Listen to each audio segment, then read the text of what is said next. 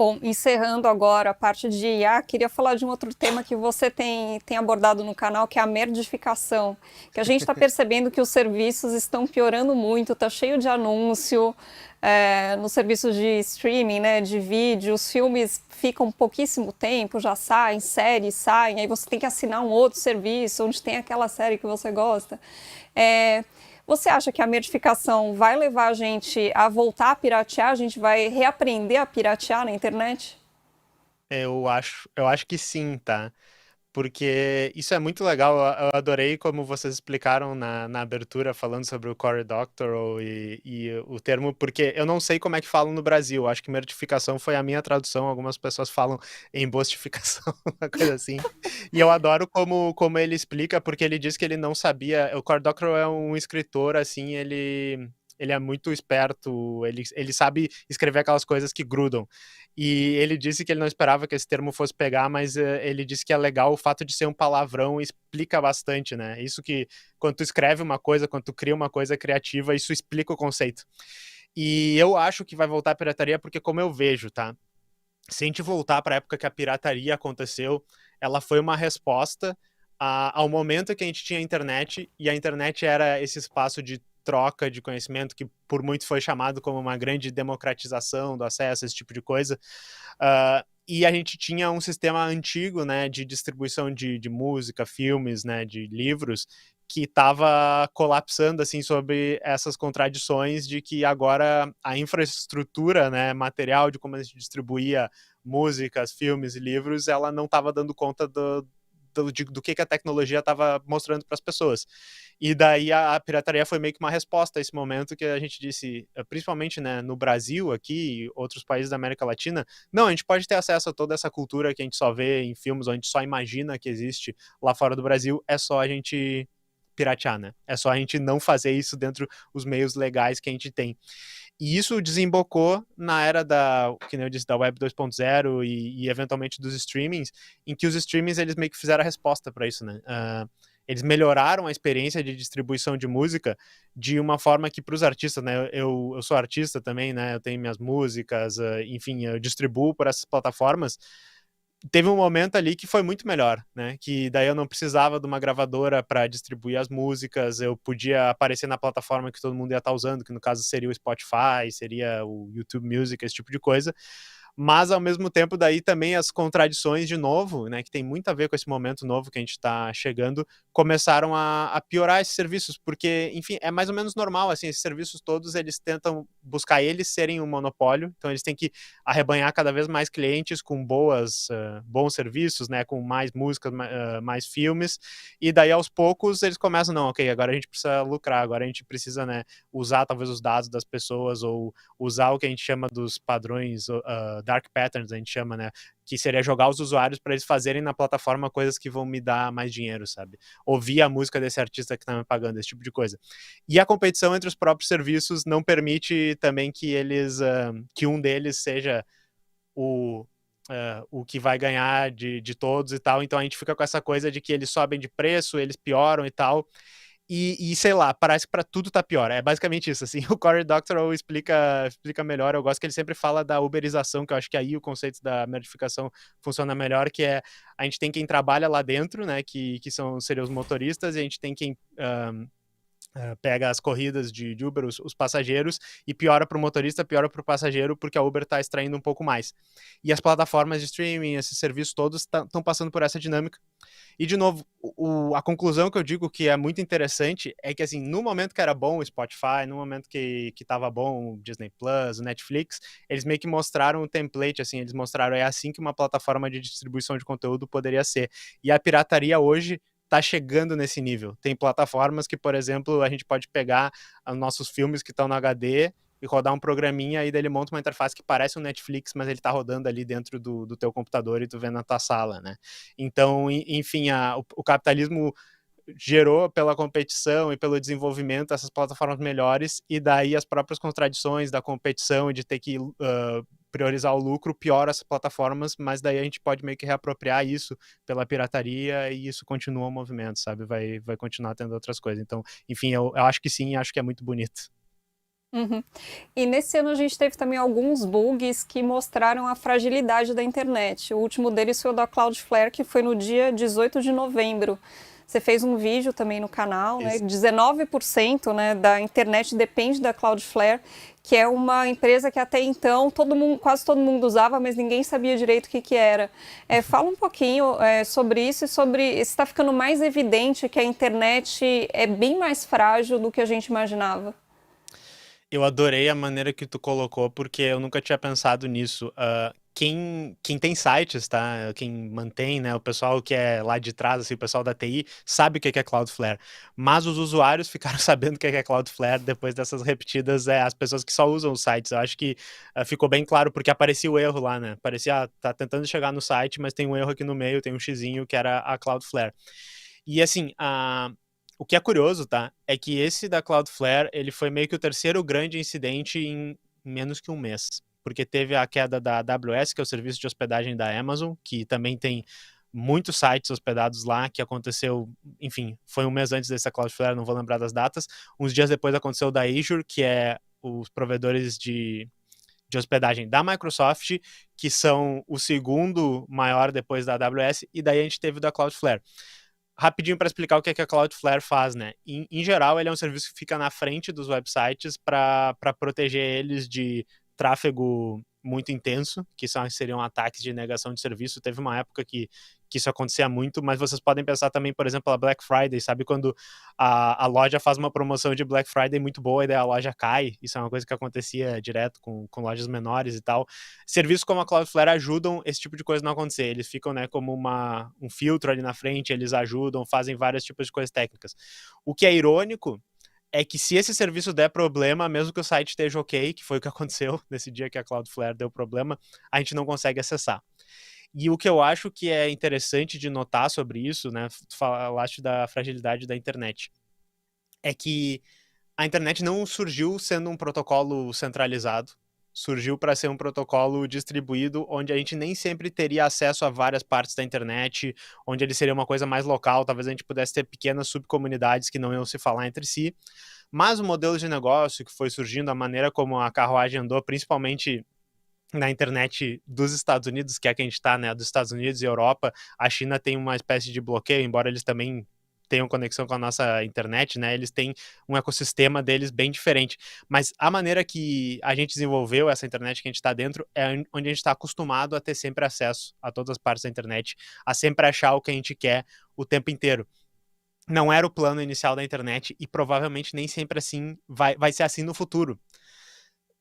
E o que a gente anda vendo, por exemplo, com essas quedas da Cloudflare, é que existem centralizações, existem pontos de falha na internet que eles foram se formando naturalmente por causa das centralizações que a gente tem, digamos, fora do mundo digital, né? Eu não gosto de separar o digital do real porque a gente está no mesmo lugar, são as mesmas coisas. Mas é exatamente por isso que se pequenos negócios precisam do serviço de caching e de defesa contra ataques de negação de serviço que a Cloudflare provê, e a Cloudflare é o único provedor que consegue ter cacife para fazer isso e ela acaba dominando o mercado, essa centralização econômica que a gente tem ali, talvez porque não existe um planejamento estratégico dos governos assim para pensar como é que a gente poderia, né, ter um ecossistema de vendas no meu país que é imune a esse tipo de coisa. Não, deixa na mão da empresa privada que ela sabe melhor. Por causa dessa centralização econômica que existe, temos uma centralização na internet, temos um ponto único de falha, e tem vários pontos que isso acontece, na hospedagem, na busca, na inteligência artificial. Então, isso é basicamente o que eu pensaria sobre isso para a gente tentar entender essa situação e refletir para pensar, talvez, o que a gente faz com isso, né? Uhum. Queria puxar uma coisa que você falou agora, que vida real e vida digital Uhum. já é a mesma coisa, né? Foi algo assim que você disse, não lembro Sim, sim. exatamente. Aqui mesmo no BDF Entrevista, a gente estreou esse formato novo que é de segunda a sexta, diário, em maio. E a gente já fez vários programas com foco em tecnologia. Apesar do Brasil, de fato, ter mais um foco em política, em direitos humanos, porque falar de política, de direitos humanos, hoje é falar de tecnologia também, né? As coisas estão muito imbricadas, nossa vida cotidiana, o jeito como a gente se relaciona com os amigos, romanticamente, tudo, né, tá passando pela tecnologia. Você que trabalha com isso, sente que isso vai ficando mais intenso a cada ano? Sim. Porque assim, a resposta pré-pronta é que realmente não tem diferença, tá? Isso é um grande dos tópicos que eu falo no canal, e é uma coisa que o pessoal que acompanha o canal talvez tenha ouvido eu falar isso algumas vezes. Quando eu comecei o canal, eu tava pensando assim, eu sou uma pessoa do campo da tecnologia, e eu quero incluir a questão política, a questão social, para que outras pessoas do campo de tecnologia entendam essa importância e discutam isso. O que eu acabei descobrindo é que tem uma parte grande do público que são pessoas de outras áreas que não entendiam de tecnologia e não se interessavam por tecnologia, que disseram, agora que eu entendo como isso se relaciona com os outros aspectos da minha vida cotidiana, essas coisas, né, como eu entendo como essas empresas dos Estados Unidos que atuam dentro do Brasil têm a ver com as coisas que eu estou vendo no meu dia a dia, isso virou interessante, isso virou um tópico que as pessoas se interessam, porque, enfim, é a mesma coisa. A tecnologia, ela faz parte do mundo real, e inclusive grande parte do erro, ou sei lá, enfim, algumas pessoas poderiam dizer que é um projeto da maneira como essa tecnologia que a gente tem hoje surge, a internet que a gente tem hoje surge, é fazendo essa divisão, é dizendo a internet, né, o termo cyberespaço que existia ali no momento, é um outro espaço que tem regras diferentes, é literalmente como se fosse um espaço físico separado, onde as coisas não ocorrem da mesma maneira, só que assim, pode até ser, né, um espaço diferente, um outro lugar onde a gente vai estar fazendo transações econômicas, relações sociais, porém é como se ele tivesse, né, deitado, assim, como se ele fosse um pano deitado em cima do mundo real, sabe? O mundo real, ele molda e cria essas coisas. Então, um exemplo anterior da Cloudflare é isso. A concentração econômica em algumas empresas dos Estados Unidos cria uma dependência da nossa internet aqui no Brasil dessas empresas. Nós perdemos bilhões de reais, né, se fica um dia desligada essa empresa com problema, que é o que aconteceu nesse caso da Microsoft, do Azure, da Cloudflare. Então é isso, não é separado, mas existe um discurso que diz que é separado e isso é bastante instrumental para, inclusive, a gente não conseguir analisar essas coisas, porque acho que é isso que a gente tenta fazer no canal, é olhar por trás desse mito do que a tecnologia é, para conseguir entender a realidade, e é a mesma coisa que, por exemplo, o marxismo tenta fazer com o capitalismo, analisar o capitalismo não como se fosse uma coisa que existe, que é a realidade, mas é uma coisa decorrente da realidade material, da história e de todos os processos que aconteceram, e daí vendo isso a gente consegue olhar por trás do capitalismo e ver como ele funciona. A tecnologia é só uma parte disso, né? É o que eu tento fazer e eu acho que é muito proveitoso fazer desse jeito. Uhum. Sei que o marxismo não é muito chegado em futurologia, mas vou ter que fazer uma pergunta agora. Quais são suas perspectivas aí para 2026 no ramo da tecnologia? Você tem uma visão um pouco mais otimista ou você acha que a distopia vai ficar cada vez mais aprofundada? Olha, basicamente assim, eu não sou muito otimista, mas ao mesmo tempo eu fico pensando que se vai acontecer a coisa ruim, é bom que a gente esteja preparado e que a gente esteja pensando, né? Porque nesses momentos de crise a gente tem que estar preparado. Então, se eu tivesse otimista para o futuro, enfim, eu não ia estar querendo estudar tanto, discutir tanto. Então, assim, coisas que eu acho que pode acontecer, tá?